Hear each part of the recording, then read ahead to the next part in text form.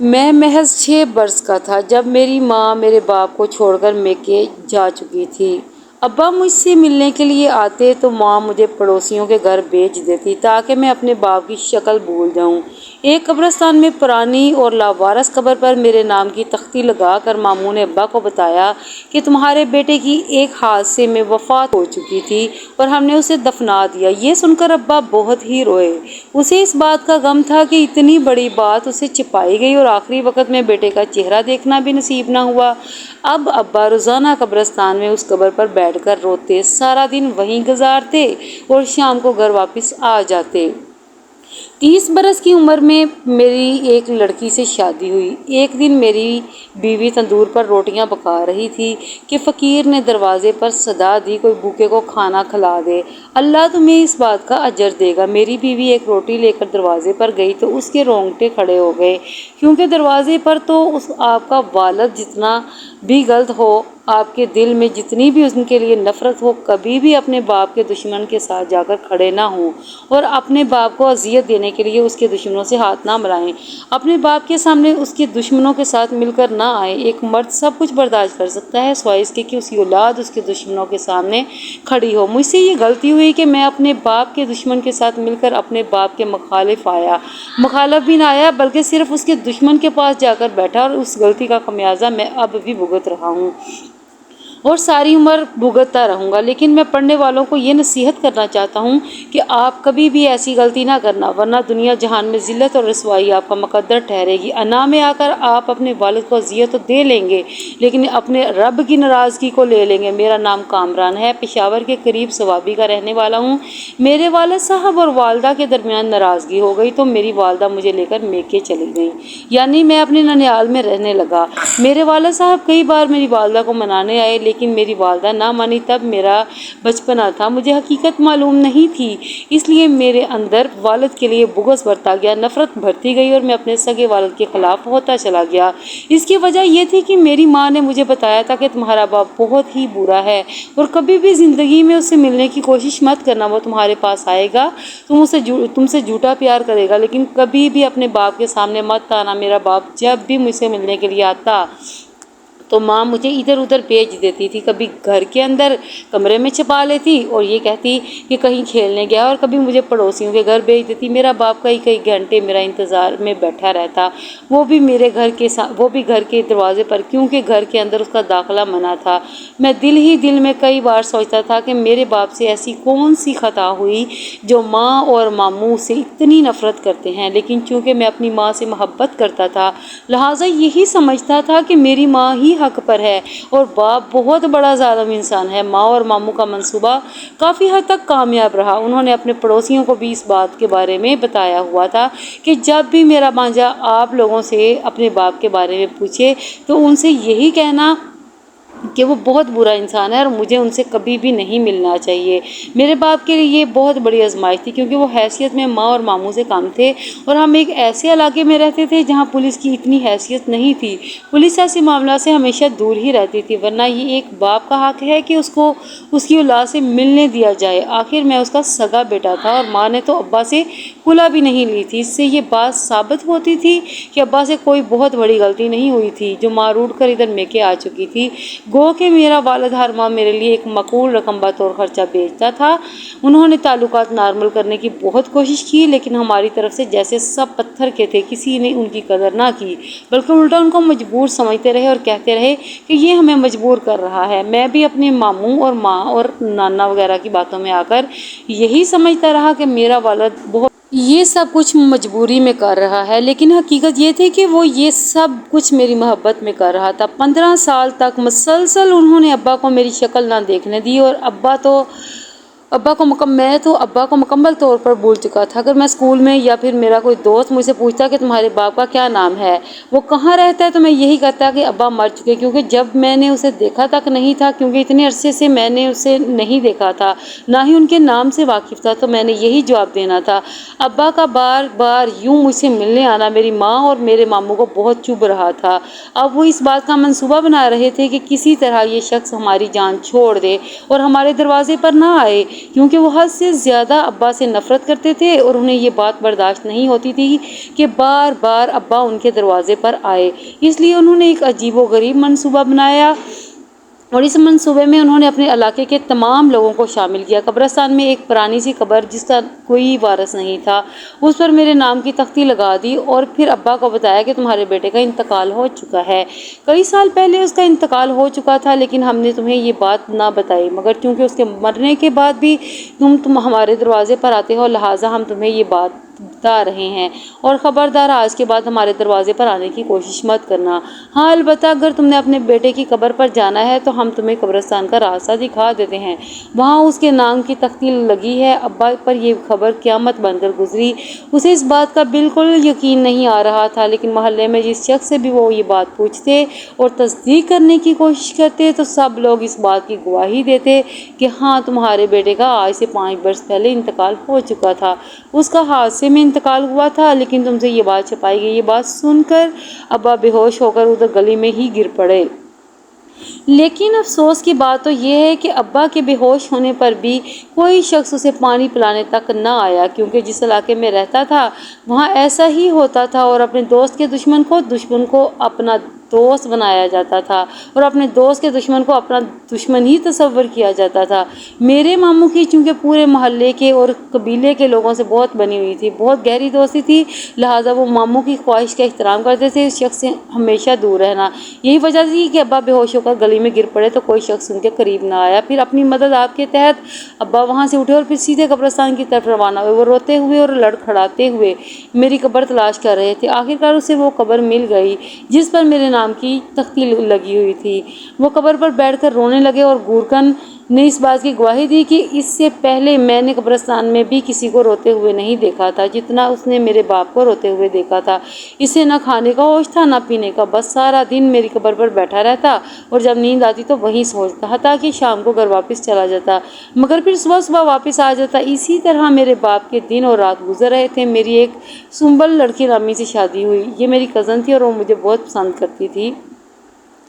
میں اس بات سے مکمل طور پر ناواقف تھا کہ میرے باپ کو میرے بارے میں کیا بتایا گیا تھا، لیکن میں اس بات پر حیران تھا کہ اب میرا باپ ان کے دروازے پر کیوں نہیں آتا۔ جب یہی بات میں نے اپنی ماں سے پوچھی کہ ماں ابا مجھ سے ملنے کی کوشش نہیں کرتے، تو ماں نے مجھے کہا بیٹا اس کے بارے میں مجھ سے بات مت کرو، تم شاید جانتے نہیں کہ میں تمہارے باپ سے کس قدر نفرت کرتی ہوں، لہٰذا اس شخص کا نام میرے سامنے مت لینا۔ ہاں البتہ اپنے ماموں سے پوچھ لو کہ وہ آج کل تم سے ملنے کی کوشش کیوں نہیں کرتا۔ میں ماموں کے پاس گیا اور کہا کہ ماموں آج کل بابا کیوں نہیں آ رہے؟ تب ماموں نے مجھے بتایا کہ اس کا انتقال ہو چکا ہے۔ بابا کی وفات کی خبر سن کر مجھے اتنا افسوس نہیں ہوا تھا، کیونکہ افسوس تب ہوتا کہ جب میرا باپ کبھی میرے سامنے آتا، مجھ سے باتیں کرتا، لیکن کبھی ایسا موقع ہی نہیں آیا تھا۔ میں اور میری بیوی ایک الگ گھر میں رہنے لگے۔ ایک دن میری بیوی گھر میں روٹیاں پکا رہی تھی جبکہ میں گھر میں موجود تھا کہ ایک بوڑھے نے ہمارے گھر کے دروازے پر صدا لگائی، اللہ کے نام پر اس بوڑھے فقیر کو کچھ کھانے کو دے دو، اللہ تمہیں اس بات کا صلہ دے گا۔ میری بیوی چونکہ بہت رحم دل اور نیک عورت تھی، لہٰذا مجھے کہنے کی ضرورت نہیں پڑی، وہ تندور سے گرم گرم روٹیاں لے کر دروازے پر جانے لگی۔ اس نے وہ روٹیاں فقیر کو دی اور فقیر ہمارے دروازے پر ہی بیٹھ کر کھانا کھانے لگا۔ مجھے یہ بات بہت ہی عجیب لگی جب بیوی نے مجھے بتایا کہ فقیر ہمارے دروازے پر بیٹھ کر روٹی کھا رہا ہے۔ میں نے اپنی بیوی سے کہا کہ تم دوسرے کمرے میں چلی جاؤ، میں اسے اپنے گھر میں بلاتا ہوں۔ میری بیوی ایک الگ کمرے میں چلی گئی اور میں نے فقیر کو اپنے گھر بلایا اور اسے کہا کہ چارپائی پر بیٹھ کر آرام سے روٹی کھاؤ، اور اسے ٹھنڈا پانی بھی پیش کیا۔ فقیر مجھے دعائیں دے رہا تھا اور بار بار میری طرف دیکھ رہا تھا۔ وہ عجیب و غریب نظروں سے میری طرف دیکھ رہا تھا اور دیکھتے ہوئے اس کی آنکھیں نم ہو رہی تھیں۔ میں اس بات کو سمجھ نہیں پایا کہ فقیر بابا مجھے بار بار کیوں دیکھ رہے ہیں۔ آخر مجھ سے رہا نہ گیا، میں نے اسے پوچھا کہ بابا حالانکہ آپ بہت بھوکے تھے لیکن آپ کی توجہ کھانے پر نہیں بلکہ مجھ پر ہے، آپ مجھے ایسے غور سے کیوں دیکھ رہے ہیں؟ جس پر فقیر بابا نے مجھ سے کہا کہ بیٹا دراصل بات یہ ہے کہ تجھے دیکھ کر مجھے اپنا بیٹا یاد آ گیا، اس کا بچپن میں ہی انتقال ہو چکا تھا، لیکن یہ حقیقت ہے کہ اگر وہ زندہ ہوتا تو بالکل تمہاری طرح ہوتا۔ یہ سن کر میرے رونگٹے کھڑے ہو گئے، نہ جانے مجھے کیوں محسوس ہونے لگا کہ یہی میرا باپ ہے، لیکن چونکہ میرے پاس کسی قسم کا کوئی ثبوت نہیں تھا لہٰذا میں ابھی کچھ نہیں کہہ سکتا تھا۔ اس نے تھوڑا سا کھانا کھایا اور پھر مجھ سے اجازت لے کر وہاں سے جانے لگا۔ جاتے وقت مجھ سے کہنے لگا، بیٹا اگر ایک بات کی درخواست کروں تو تم برا تو نہیں مانو گے؟ میں نے کہا جی بابا جی بتائیں کون سی بات؟ وہ کہنے لگے ایک بار مجھ سے گلے ملو، میرا دل چاہتا ہے کہ میں تجھ سے گلے ملوں۔ اور پھر وہ مجھ سے گلے مل کر رونے لگے۔ مجھے عجیب سا سکون محسوس ہو رہا تھا اسے گلے لگا کر، اور پھر وہ وہاں سے چلا گیا۔ بیوی سامنے آئی جبکہ میری حالت عجیب سی تھی۔ وہ مجھے پوچھ رہی تھی کہ فقیر بابا کیا کہہ رہے تھے، تم دونوں آپس میں کیا گفتگو کر رہے تھے؟ میں نے اپنی بیوی کو بتایا کہ فقیر بابا میں مجھے اپنا سا محسوس ہو رہا تھا، نہ جانے مجھے کیوں ایسا محسوس ہو رہا تھا کہ میں نے اسے پہلے بھی کہیں دیکھا۔ جب یہ شخص میرے گلے ملا تب بھی مجھے احساس ہوا کہ پہلے بھی اس کی دھڑکن سن چکا ہوں۔ بیوی مجھ سے کہنے لگی اکثر ایسا ہوتا ہے کہ اس کا پیارا بیٹا اس دنیا میں نہیں رہا اور شاید تجھ میں اسے اپنے بیٹے کا عکس نظر آ رہا ہو۔ اس کے بعد وہ وہاں سے چلا گیا، لیکن میں بار بار اس کی طرف دیکھ رہا تھا۔ فقیر بھی بار بار مڑ کر میری طرف دیکھ رہا تھا۔ میں نے ہاتھ ہلا کر اسے الوداع کیا تو اس کے چہرے پر ایک مسکراہٹ سی پھیل گئی۔ اب میں اس بات کی کھوج لگانے کی لگا کہ آخر ایسی کون سی وجہ تھی کہ میری ماں روٹھ کر میکے آ چکی تھی اور میرے باپ کو چھوڑ گئی۔ میں یہ بھی جاننا چاہتا تھا کہ وہ مجھے اپنے باپ کے سامنے کیوں نہیں آنے دیتے تھے۔ اگر میرا باپ غلط تھا اور برا آدمی تھا تو کس لحاظ سے تھا؟ اس نے کون سا ایسا کام کیا تھا جس کی وجہ سے سب اس سے نفرت کرتے تھے؟ کیونکہ ابا اگر اتنے ہی برے ہوتے تو ماں نے طلاق ان سے کیوں نہ لی؟ یہ وہ سوالات تھے جو بار بار میرے دماغ میں آ رہے تھے اور جنہوں نے مجھے بے چین کر رکھا تھا۔ میں حقیقت جاننا چاہتا تھا، اور ایک ایسی حقیقت جس سے ابھی تک ناواقف تھا اور باتوں کی حد تک سن رکھا تھا۔ میں نے اپنے قبیلے کے بزرگوں سے اس بارے میں بات کی اور جاننے کی کوشش کی، لیکن وہ مجھے حقیقت نہیں بتا رہے تھے اور بس یہی کہتے تھے کہ تمہارا باپ ایک ظالم شخص تھا، تمہاری ماں کو بہت مارتا تھا۔ مگر کچھ دوستوں سے جب میں نے رابطہ کیا تو انہوں نے مجھے حقیقت بتائی، ایک ایسی حقیقت جس کو سن کر میں حیران ہو گیا۔ مجھے پتہ چلا کہ میرے والد کی لڑائی وہاں پر کسی کے ساتھ ہوئی تھی اور معاملہ پولیس کے پاس چلا گیا۔ جب میں اپنے ماموں کے ساتھ مل کر اپنے والد کے مخالف پارٹی کے ساتھ مخالف پارٹی کی حمایت میں پولیس اسٹیشن پہنچ گیا، جب میں نے پہلی بار اپنے والد کو دیکھا تو میرے رونگٹے کھڑے ہو چکے تھے، کیونکہ یہ تو وہی شخص تھا جو میرے دروازے پر بھیک مانگنے آیا تھا۔ اب مجھے اس بات کا اندازہ ہو چکا تھا کہ وہ بیس بدل کر آیا تھا تاکہ میں اپنے بیٹے کا دیدار کر سکوں اور مجھ سے مل سکے۔ میرے دل میں آیا کہ جا کر اپنے باپ کو گلے لگا لوں، لیکن ماموں کی وجہ سے میں ایسا نہیں کر سکتا تھا۔ جب میرے والد نے وہاں مجھے اپنے مخالفوں کے ساتھ کھڑے دیکھا تو اس دن گھر آ کر میرے والد نے خودکشی کر لی۔ مجھے اپنے باپ کے مر جانے کا افسوس نہ ہوا، لیکن میری حیرت کی انتہا نہ رہی جب میرے والد کی موت کے تیسرے دن میرے حوالے میرے والد صاحب کی وہ ساری جائیداد کر دی گئی جس پر میرا حق بنتا تھا۔ مجھے اس جائیداد میں دلچسپی نہیں تھی، لیکن اس جائیداد میں میری ماں اور میرے ننیال والوں کو بہت دلچسپی تھی، اور سب لوگ میرے والد کی موت سے خوش تھے، یہاں تک کہ انہیں میرے باپ کی موت کا بھی دکھ نہیں تھا۔ میرے دل میں ایک عجیب سا سوال پیدا ہوا کہ اگر ایک انسان اتنا غلط تھا تو اس نے اپنی جائیداد میں سے میرا اور میری ماں کا حصہ کیوں نکالا؟ اپنے سوال کا جواب ڈھونڈنے کے لیے میں نے کوشش شروع کر دی، اور جب میں اس حقیقت کو جان گیا تو میرا دل کیا کہ کاش میں ابھی اسی وقت مر جاؤں۔ میرے سامنے جو حقیقت آئی وہ کچھ یوں ہے کہ میری ایک پھوپھو جو کنواری تھی اور کالج میں پڑھتی تھی، ان کو کوئی تنگ کرتا تھا جن کی ابو سے دشمنی تھی۔ میری پھوپھو نے آ کر میری والدہ سے شکایت کی۔ میری والدہ نے بجائے میری ساتھ دینے کی، انہوں نے الٹا میرے باپ کو میری پھوپھو کے خلاف بھڑکایا اور ان کی تعلیم چھڑوا دی۔ مگر اس کے باوجود وہ لوگ ہمارے گھر تک آنے لگا۔ ہمارے گھر تک اس کے آنے کی سب سے بڑی وجہ میری ماں ہی تھی۔ میری ماں کی طرف سے ہی اس کو اتنی ڈھیل دی گئی، بلکہ کسی نہ کسی طرح سے ان کو پیغام پہنچایا گیا کہ تمہیں کوئی روکنے ٹوکنے والا نہیں ہے۔ وہ میری پھوپھو کو تنگ کرنے لگا اور بات بڑھتی گئی، یہاں تک کہ میرے والد صاحب نے جب میری پھوپھو کے منہ سے یہ حقیقت سنی تو وہ حیران ہوئے اور میری ماں سے سوال کیا تو میری ماں نے بات کو ٹالنا چاہا۔ اسی بات میں میرے والد اور والدہ کے درمیان بحث شروع ہو گئی، جو کہ لڑائی تک جا پہنچی اور میری ماں ناراض ہو کر میکے چلے گئی۔ دوسرے دن میرے والد صاحب نے ان لوگوں کو سختی سے روکنا چاہا اور ان دونوں کی آپس میں بھی لڑائی ہو گئی، اور وہ لڑائی جلد ہی دشمنی میں بدل گئی۔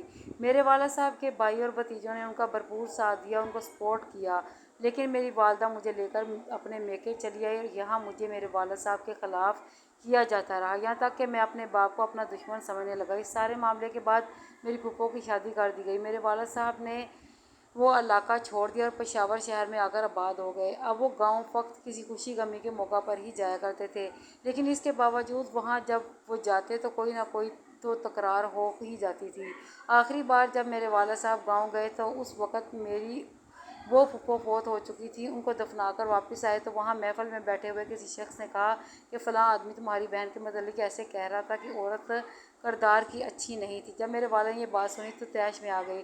کسی بھی مرد کے لیے اپنی بہن یا بیوی یا بیٹی کے لیے متعلق ہو تو یہ بات سننا مشکل ہوتا ہے، اور آپ اسی وقت اس کو دفنا کے آئیں تو آپ کے سامنے کوئی ایسی بات کرے۔ اسی وجہ سے طیش میں آ کر میرے والد صاحب نے ان لوگوں سے لڑ پڑے جنہوں نے یہ بات کی تھی۔ وہ لوگ اور کوئی نہیں تھے بلکہ وہ بھی ابو کے دشمن اور اس کے خاندان والے تھے، جو کہ خود میری والد کی عمر کا تھا اور بوڑھا ہو چکا تھا۔ اسی لڑائی کے دوران دونوں طرف سے لوگ زخمی ہو گئے اور بات پولیس اسٹیشن تک جا پہنچی۔ میرے والد صاحب جنہوں نے ساری زندگی ہمت اور دلیری سے مقابلہ کیا تھا، آج جب انہوں نے مجھے اپنے مخالفوں کے ساتھ کھڑے ہوئے دیکھا جو یعنی میرے والد کی عزت اور غیرت کو للکارا کرتے تھے، تو میرے والد کے پاؤں کے نیچے سے زمین نکل گئی، کیونکہ وہ ہی نہیں، ان کی جگہ کوئی بھی ہوتا تو اس کا یہی رد عمل ہوتا۔ کوئی بھی انسان اپنی اولاد کو اپنے دشمن کے ساتھ کھڑے ہوئے برداشت نہیں کر سکتا۔ ان کو اور تو کوئی صورت نظر نہ آئی۔ انہوں نے اس دن میری منت سماجت بھی نہ کی، مجھ کو نظر انداز کر دیا، چپ چاپ گھر آ کر خودکشی کر لی۔ یوں میرے والد صاحب کی زندگی کا اختتام ہو گیا۔ وہ اپنے انجام کو پہنچ گئے، لیکن ان کی موت کے بعد میں نے اس حقیقت کو جاننا شروع کیا، اور جب جان لیا تو مجھے میری ماں اور اپنے ننیال والوں سے نفرت ہو گئی۔ آج ان لوگوں کے پاس رہنے کو میرا دل نہیں مانتا، اور ابو کے خاندان والے مجھے اپنانے کو تیار نہیں۔ مجھے میری دولت جائیداد میں سب کچھ مل چکا ہے، لیکن میں نے وہ سب کچھ اپنے والد صاحب کے ایصال ثواب کے لیے وقف کر دیا ہے، اور خود محنت مزدوری کر کے اپنے بچوں کا پیٹ پال رہا ہوں۔ میں نے اپنی والدہ سے معذرت کر لی ہے، ان کو کہا ہے کہ میں نہیں چاہتا کہ میں آپ کی شان میں کوئی گستاخی کروں، لیکن اب میرا دل نہیں مانتا، کیونکہ آپ کی وجہ سے میرے والد نے ذلت اور رسوائی کی اتنی زندگی جی، اور آپ نے مجھے ان کے مخالف کیا، یہاں تک کہ وہ باقی سب کو برداشت کرتے رہے اور مجھے اپنے دشمن کے ساتھ کھڑا ہوا برداشت نہ کر سکے۔ وہ اس دنیا سے رخصت ہو گئے۔ میں اب ساری زندگی بھی چاہوں تو آپ کے ساتھ پہلے جیسا ادب اور احترام قائم نہیں رکھ سکتا، اس لیے بہتر ہے کہ ہم دونوں الگ رہیں۔ میں جو کچھ بھی کماؤں گا اس میں سے جو حق و حصہ بنے گا وہ دیتا رہوں گا۔ جائیداد میں سے جو حصہ آپ کا بنتا ہے وہ آپ لے لیں۔ جسے میں نے جائیداد سے حصہ دینے کی بات کی، پاس بیٹھے میرے ماموں نے فوراً ہی میری والدہ سے کہا کہ وہ حصہ لے لیں، اور یوں انہوں نے مجھ سے وہی حصہ لے لیا۔ اس دن کے بعد میں نے پلٹ کر اپنے ننیال کی طرف دیکھا بھی نہیں۔ الگ تھلگ رہتا ہوں، اور میں اب ان لوگوں کو اپنا دشمن سمجھتا ہوں جو میرے والد کے دشمن تھے۔ جن لوگوں نے میرے والد کی عزت پر حملہ کیا، اور وہ لوگ میرے محافظ یا دوست کبھی نہیں ہو سکتے، لیکن میں اپنا بہت بڑا نقصان کر کے یہ بات سیکھا ہوں۔ میں چاہتا ہوں کہ آپ لوگ اپنا ایسا کوئی نقصان کرنے سے پہلے یہ بات سمجھ لیں کہ کوئی بھی مرد سب کچھ برداشت کر سکتا ہے، لیکن اپنی اولاد کو اپنے مخالف کے ساتھ بیٹھے ہوئے برداشت نہیں کر سکتا، اس لیے وہ غیرت سے مر ہی جایا کرتا ہے۔